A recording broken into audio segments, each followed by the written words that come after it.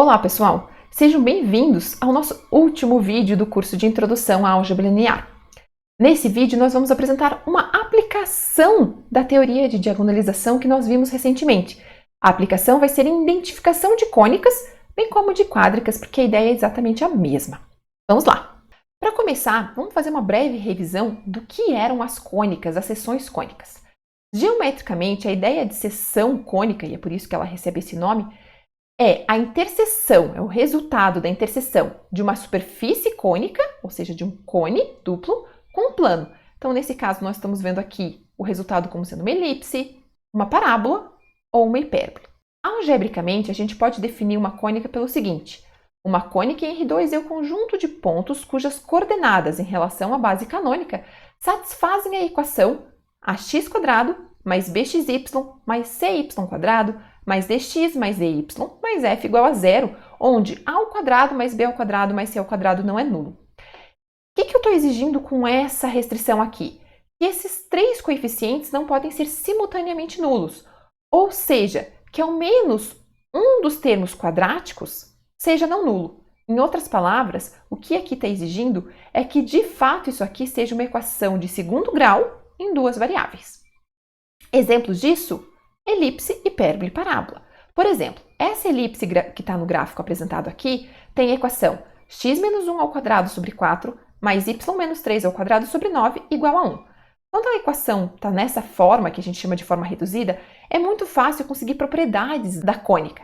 Por exemplo, a gente consegue reconhecer facilmente que é uma elipse, porque os dois termos quadráticos aqui aparecem com sinais positivos, consegue reconhecer o centro da elipse, 1, 3, consegue reconhecer que o eixo maior é raiz de 9, que o eixo menor é raiz de 4, mede raiz de 4. Similar acontece com a hipérbole e com a parábola. Nesse caso, eu consigo escrever a equação reduzida, consigo saber que é uma hipérbole porque os sinais estão trocados, um termo quadrático tem sinal positivo, outro negativo, consigo saber qual é o centro da hipérbole, consigo informações sobre a medida dos eixos.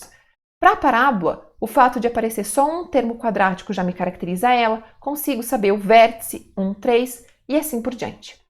Nesses três casos, eu posso escrever, em vez do formato reduzido, no formato de equação geral, que é justamente essa cara que aparece aqui. Então, essa equação em particular, escrita no formato geral, fica da forma 9x ao quadrado mais 4y ao quadrado menos 18x menos 24y mais 9 igual a zero. A da hipérbole eu posso fazer similar e da parábola também.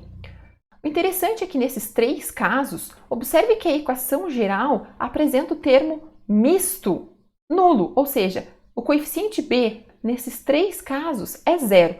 E por que isso torna mais fácil? Porque daí de fato eu consigo fazer o processo inverso, eu consigo ir da equação geral para uma equação onde eu consigo escrever os termos isolando x e y. Quando aparece o termo misto eu não consigo fazer isso.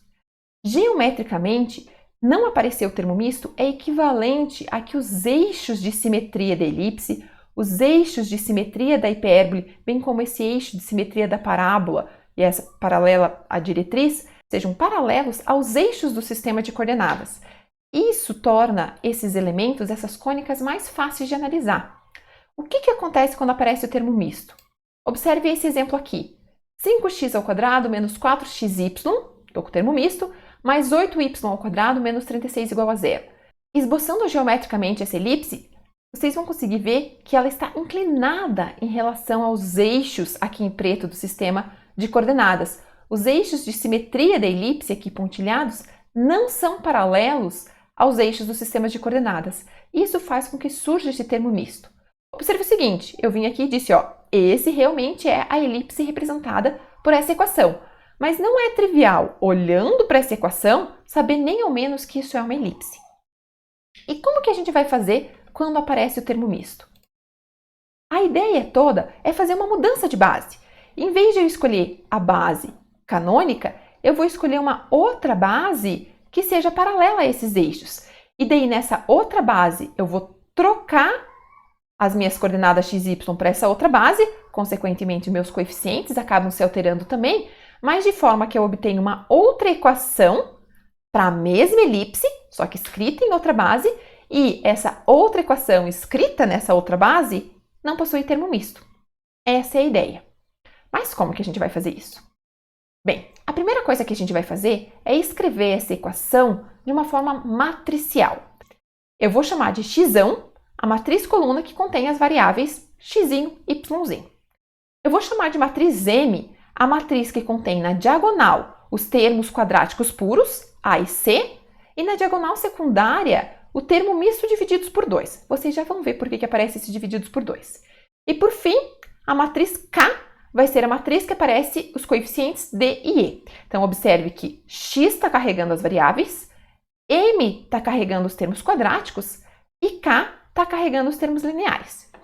Observe o seguinte, quando eu faço x transposto mx, eu tenho x transposto, que é xy na linha, a matriz M e xy como coluna. Fazendo a multiplicação dessas duas matrizes, eu vou obter ax mais b sobre 2y, que está aqui, b sobre 2x, cy, que aparece aqui. Agora, fazendo a multiplicação dessas duas, vai ser x vezes o primeiro elemento, vai ficar ax quadrado mais b sobre 2y vezes o x, somado com b sobre 2x vezes o y mais cy ao quadrado. Como apareceu b sobre 2xy mais b sobre 2xy, eu posso juntar e fico simplesmente com bxy. Ou seja, x transposto vezes m vezes x representa essa parte da minha equação.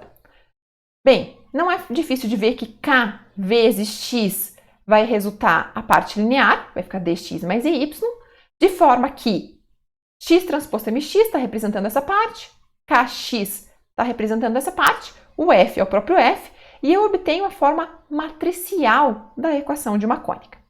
Mas observe o seguinte, o que aconteceria nos casos em que eu já sei identificar cônica, ou seja, no caso em que a equação geral tem o termo misto nulo, b igual a zero.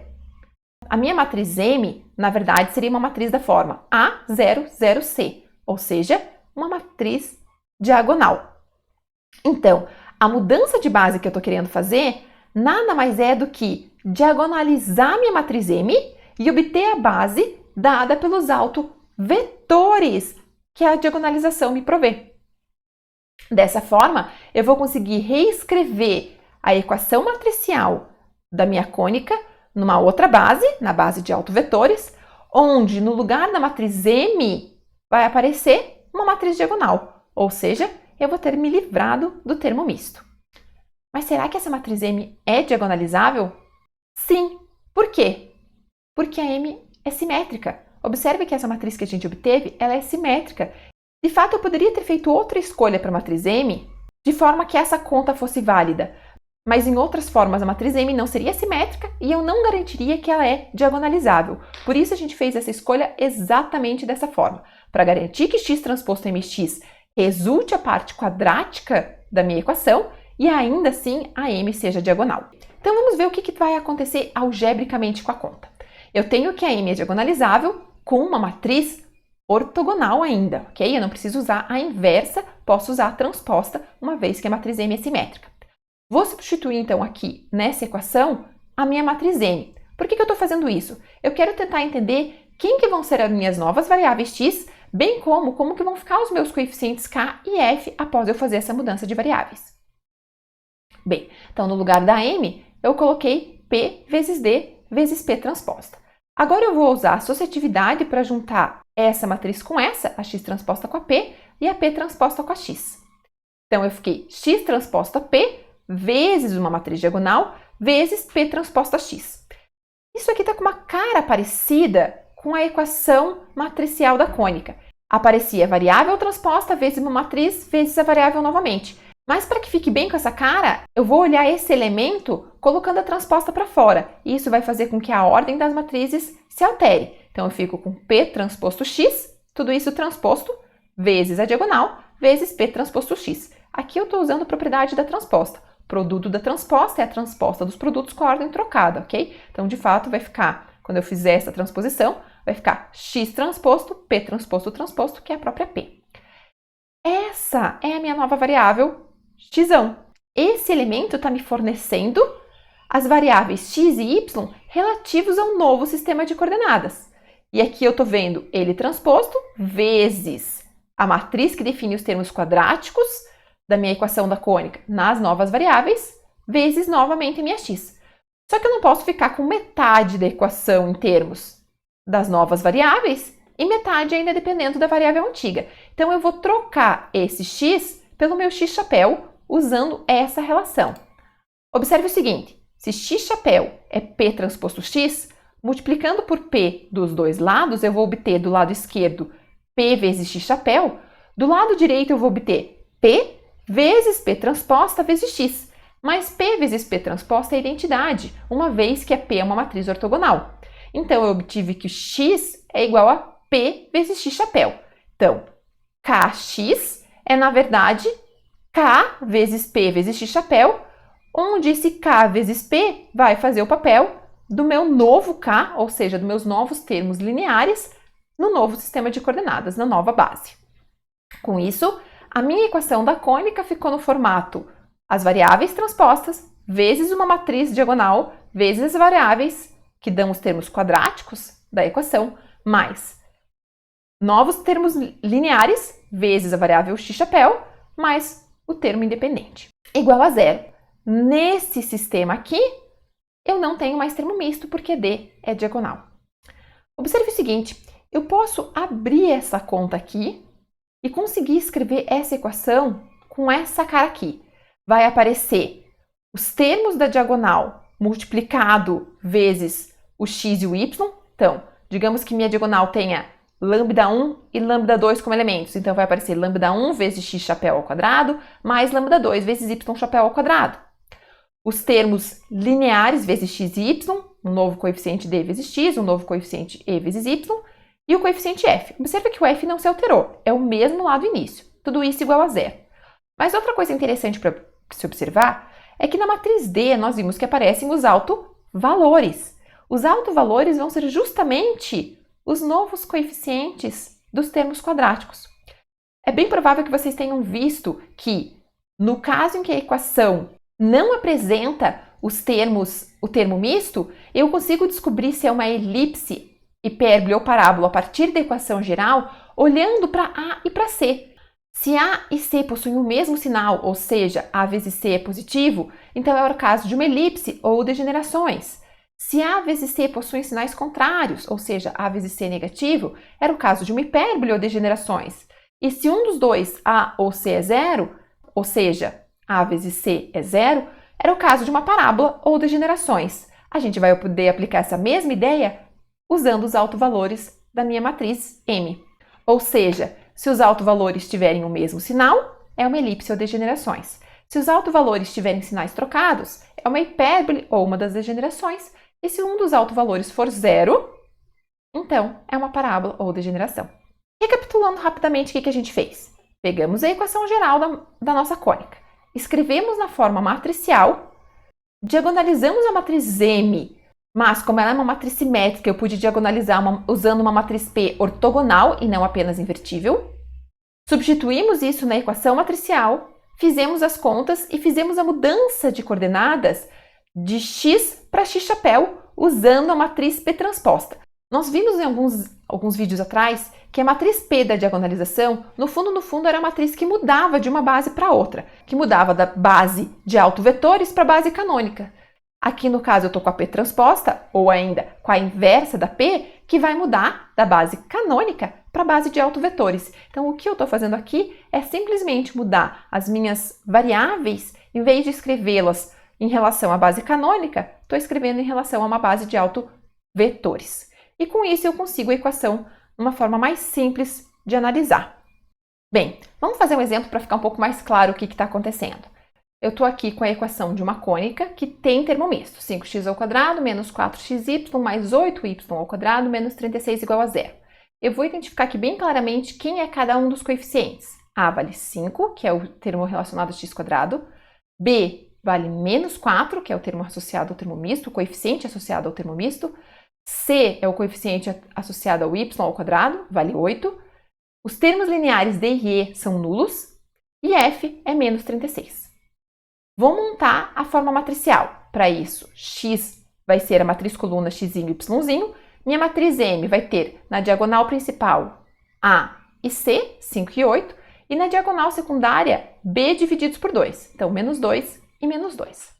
Agora eu vou diagonalizar a minha matriz M usando uma matriz ortogonal. Calculo os autovalores dessa matriz, obtenho 4 e 9 como autovalores.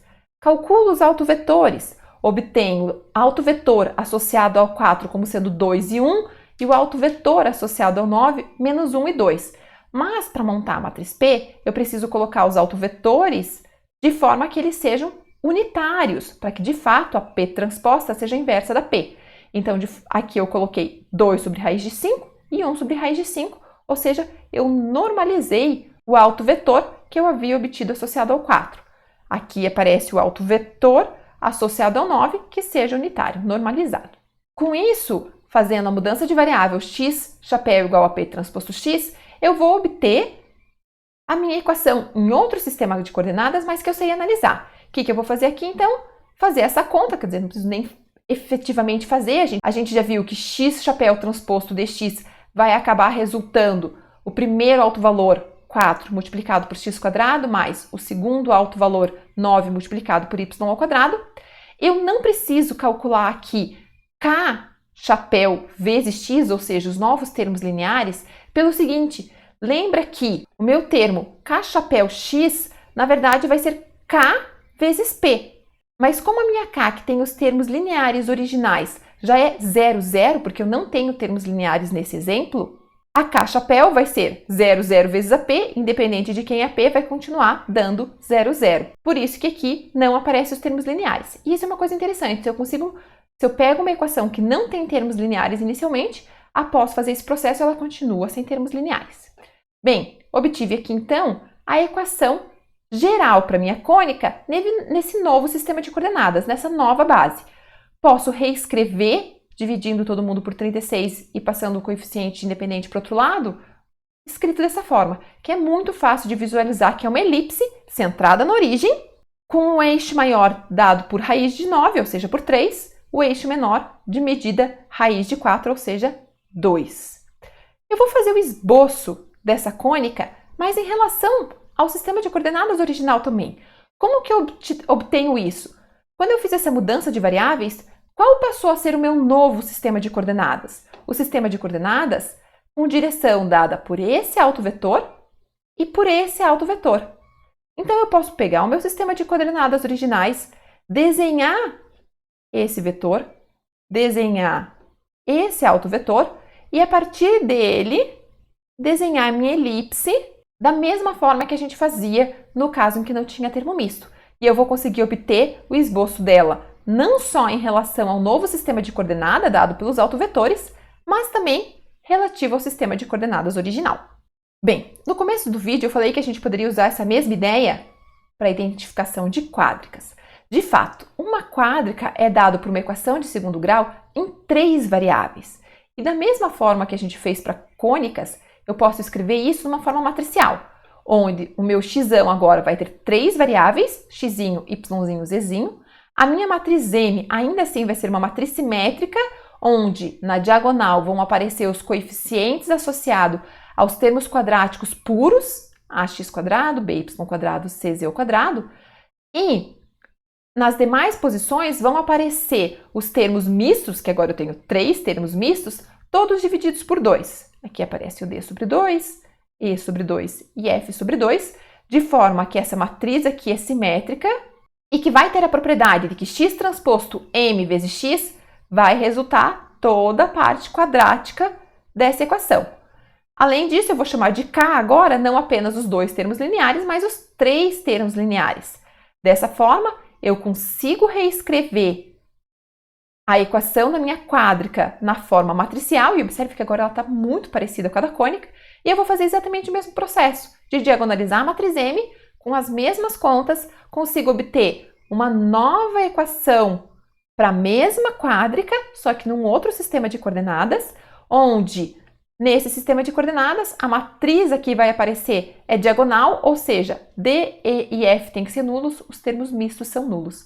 E eu consigo, com a mesma ideia, identificar qual é a quádrica em questão, utilizando essa ideia de diagonalizar a matriz que representa os termos quadráticos da minha quádrica. Bem, pessoal, era isso que a gente queria passar para vocês nesse vídeo, dar pelo menos uma pequena ideia de uma das inúmeras aplicações da teoria de álgebra linear, em particular da teoria de autovalores e autovetores. De fato, autovalores e autovetores é uma teoria riquíssima e com muitas aplicações, não só dentro da própria matemática, mas também em várias outras áreas associadas à matemática aplicada. E esperamos que nossos vídeos tenham ajudado ao menos um pouquinho no aprendizado de vocês. Até mais!